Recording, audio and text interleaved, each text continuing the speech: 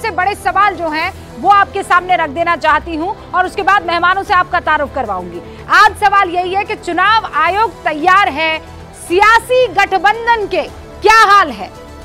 India गठबंधन भारी या फिर एनडीए मारेगा तीसरी बार बाजी?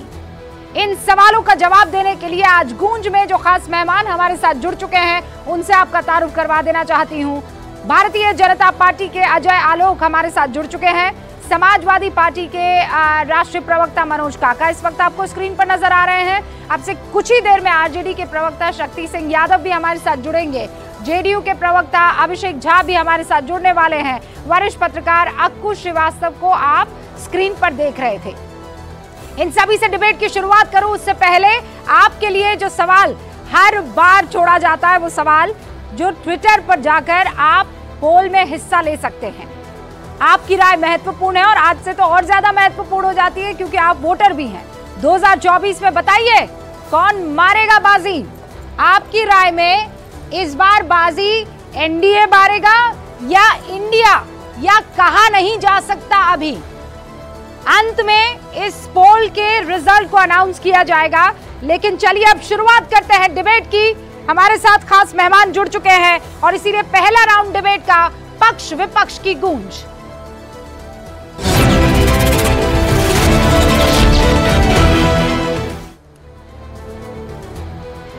कल 3 बजे यही वक्त होने वाला है अजय आलोक जी।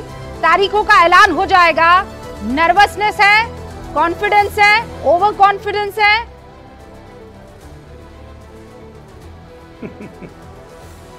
मैं शुरुआत करता हूं रुबिका जी। तय बीजेपी, लय में बीजेपी, जय बीजेपी, मोदी मय है भारत। फिर कहां बात कर रही है 24-24 की? औपचारिकता है। 24 का परिणाम जनता लिख चुकी है ऑलरेडी।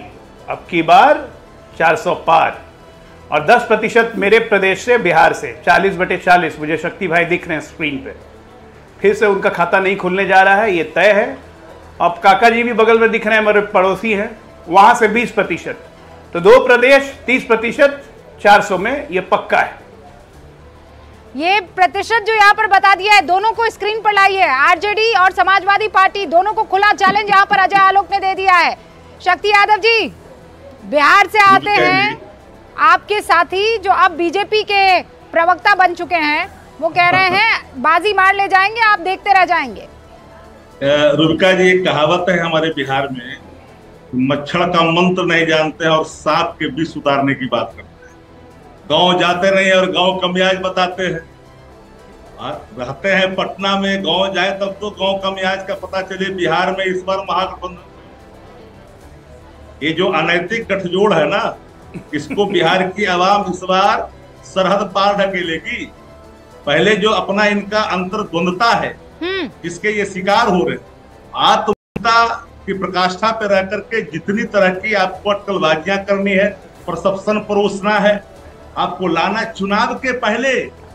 मानो अभी कल होना है 4 संहिता लागू, कल घोषणा होना है, पहले ही 400 ही पार हो गए। 1 लाख सैंपल सर्वे के आलोक में तथाकथित पार हो गए।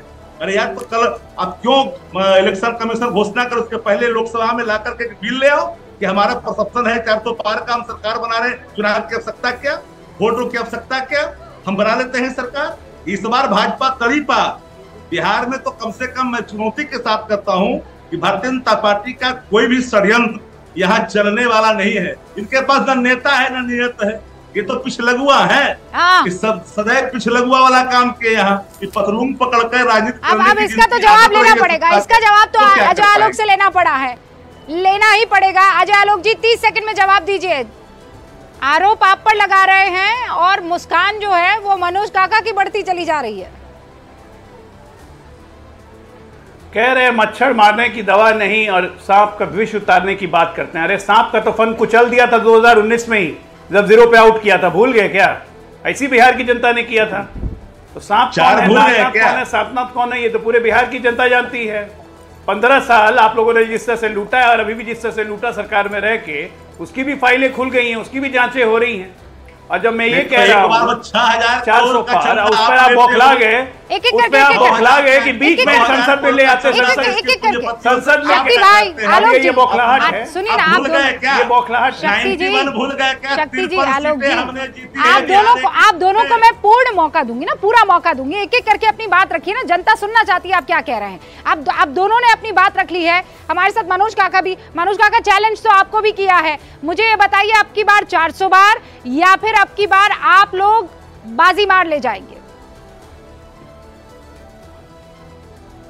नहीं, अब की बार जनता की जय होगी, अब की बार लोकतंत्र का जय होगा। अब की बार जो 22,217 बांड खरीदे गए हैं उस आधार पर अब की बार ये इस पर इन मुद्दों पर चुनाव होगा कि 2 करोड़ रोजगार मिला कि नहीं, काला धन वापस आया कि नहीं, अच्छे दिन वापस आए कि नहीं, इन सब बुनियादी सवालों पर, किसान की आय दुगुनी हुई कि नहीं, जो कहते थे कि सर दिखाने, एक सर काटने वाले का 10 सर ले आएंगे, वो चाइना बॉर्डर पे हमारी क्या हालत है, इन सब बुनियादी सवालों पर चुनाव होने वाला है। और जब आप आंकड़ों की बात करेंगे तो पूरे देश में 4,000 से ज्यादा विधायक हैं, मुद्दे की याद दिला दी ना पार्टी के 1400 समथिंग विधायक। मुद्दे की बात कर रहे हैं ना, मुद्दे की बात कर रहे हैं ना, मुद्दा क्या होगा? मैं जरा एक बार दर्शकों को बता देना चाहती हूँ। अजय लोग, आप भी मुद्दे पर जवाब दीजिएगा। और इस वक्त हमारे साथ झा साहब भी जुड़ चुके हैं, आपको श्रीवास्तव जी। अच्छा ठीक है, अच्छा ठीक है, रूबिका बात तो सुनिए। हाँ मनोज काका, बोलिए पूरी बात। मैं खत्म कर रहा हूँ जी।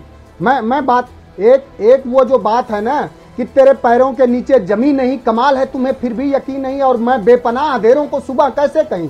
मैं इन नजारों का अंधा तमाशबीन नहीं। जो सरकार 2014 के बाद पूरा देश जानता है कि 2014 के बाद लगातार बिहार में हारे, दिल्ली में हारे, 9 राज्यों में जहां भारतीय जनता पार्टी हारी, ये रिपोर्ट है कि 9 राज्यों में उसने सरकार खरीदा। वो सरकार ये कहती है, वो सरकार कहती है जिनके पैरों के नीचे जमीन नहीं और उनको बड़ा गुमान है, पर ये सर ये 2धारी तलवार है, ये आपके लिए भी इस्तेमाल हो जाएगी, ये शेर आपके लिए भी इस्तेमाल हो जाएगा, मत भूलिए आप। अब एक बार मुद्दा, चूंकि आपने मुझे याद दिलाया, मुद्दा एक बार दर्शकों को बता देना चाहती हूँ। कौन कौन से मुद्दे हैं जिन पर इस बार 2024 के चुनाव लड़े जा सकते हैं? पहले वो मुद्दे मैं आपको बता देना चाहती हूँ और उसके बाद इस डिबेट को आगे ले जाऊंगी। ये देखिए, सीए, राम मंदिर, महिला आरक्षण, आर्थिक विकास, बेरोजगारी, जातीय जनगणना, महंगाई, धारा 370 हटाना, मुफ्त अनाज, मजबूत सरकार की गारंटी, ये वो सारे मुद्दे हैं जिन पर इस बार चुनाव होने की संभावना है कि नहीं, इसका जवाब आप देंगे। हम नहीं होते कोई जवाब देने वाले, क्योंकि आप ही चुनेंगे आपका मुद्दा क्या ये है या कोई और मुद्दा है। सीधा रुख करते हैं बाकी सारे मेहमान जो हमारे साथ जुड़े हुए हैं। अक्कू जी, आपको क्या लगता है इस बार किस पर चुनाव लड़ा जाएगा? राम मंदिर, सीए, विकास, देशहित, क्या होगा मुद्दा?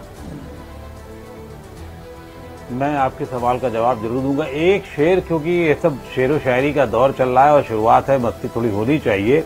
तो फैज साहब का एक शेर है ना, जो पॉलिटिकल पार्टीज के लिए, सब लोगों के लिए है। देखिए पाते हैं उफाक बुतों से क्या फैज, एक बरहमन ने कहा ये साल अच्छा है। बीजेपी कह सकती है ये साल भी अच्छा है, बाकी के लिए ये साल अच्छा है। तो फिलहाल तो ये, जहां तक बात यह है मुद्दों की, तो मुद्दे एक नहीं है और कई मुद्दे हैं, जिसमें एक अस्मिता का मुद्दा है, राष्ट्र का मुद्दा है, राष्ट्र के पनपने बढ़ने का मुद्दा है, लोगों की शक्ति का मुद्दा है, आर्थिक मजबूती का मुद्दा है, और मुद्दा बेरोजगारी भी है, मुद्दा महंगाई भी है। लेकिन इसके ऊपर भी बहुत सारी चीजें हैं, उसके साथ साथ बहुत सारी चीजें हैं, और जब कुल मिलाकर के मुद्दे सामने आएंगे तो आदमी उसी पर डालेगा। किसी एक मुद्दे पर बात नहीं होने जा रही है, सिर्फ एक बेरोजगारी पे नहीं होगी। बेरोजगारी है और महंगाई है, तो इस पे ये पता करना होगा कि विपक्षी दलों ने कितना बड़ा आंदोलन उसके लिए किया है खड़ा। मतलब उसके लिए क्या परसेप्शन बिल्डिंग हो पाई है? ये जवाब तो मनोज काका और शक्ति सिंह यादव को देना है, लेकिन अभिषेक झा भी हमारे साथ जेडीयू से जुड़ गए हैं। अभिषेक, कितना कॉन्फिडेंट आप?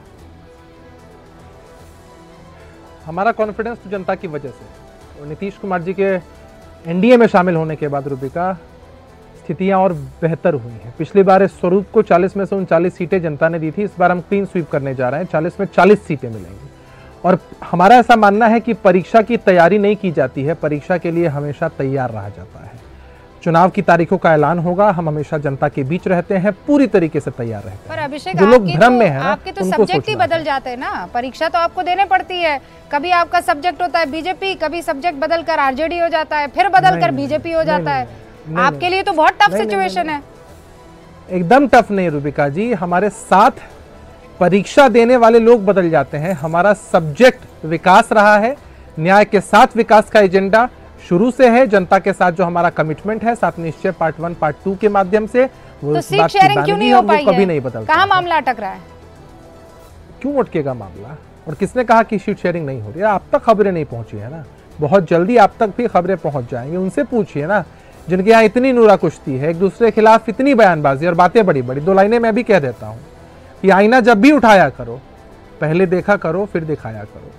तो हमारे कुनबे के खिलाफ बोलते बोलते पहले सोचना चाहिए इनको कि किस नूरा कुश्ती के साथ ये चुनाव लड़ने जा रहे हैं। जरा बताइए ना कि आम आदमी पार्टी और कांग्रेस पार्टी जब चुनाव लड़ रही होगी तो ये लोग पंजाब में एक दूसरे के खिलाफ बोलेंगे, फिर दिल्ली में आते ही एक दूसरे के साथ हो जाएंगे, फिर गुजरात में साथ रहेंगे।